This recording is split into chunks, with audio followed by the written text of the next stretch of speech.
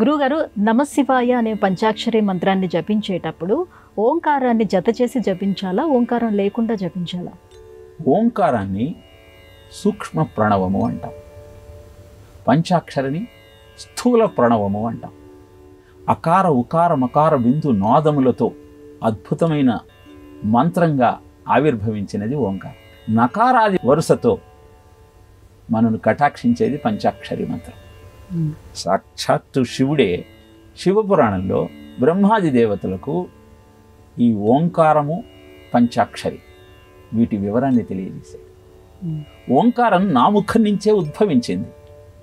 ఎవరైతే ఓంకారాన్ని ప్రతినిత్యము జపిస్తారో వారిలో అహంకారం అంతమైపోతుంది, సర్వమంగళాలు వాళ్ళ సొంతం అవుతాయి.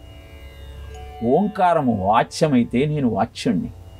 నా ఉత్తర ముఖం నుంచి అకారం, పశ్చిమ ముఖం నుంచి ఉకారం, దక్షిణ ముఖం నుంచి మకారం, తూర్పు ముఖం నుంచి బిందువు, మధ్య ముఖం నుంచి నాదము ఉత్పన్నమయ్యి విస్తరించి ఓంకారంగా కలిసి అద్భుతమైన మంత్రంగా వెలసింది. శివశక్తి సమ్మేళనమే ఓంకారము, స్త్రీ పురుషుల శక్తి కలయిక ఓంకారం. ఎవరైతే ఓంకారాన్ని ప్రతిరోజు 10,000 సార్లు జపిస్తారో లేదా ఉభయ సంధ్యలలో 1000 సార్ల చొప్పున జపిస్తారో వారు శివ సాన్నిహిత్యాన్ని పొందుతారు.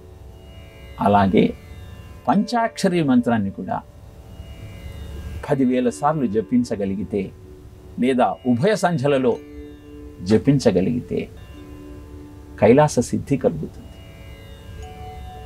ఎవరైతే గాయత్రి మంత్రాన్ని అనుష్ఠానం చేస్తారో వారు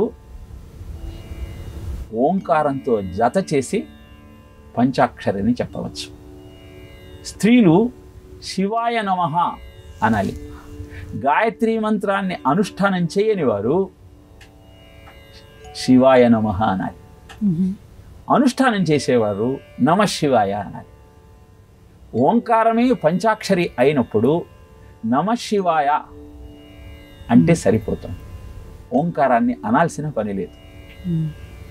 గురువు ద్వారా ఉపదేశాన్ని స్వీకరించినప్పుడు ఓం నమశివాయ అన్న ఉపదేశాన్ని పొందితే అలా అనుష్ఠానం చెయ్యవచ్చు.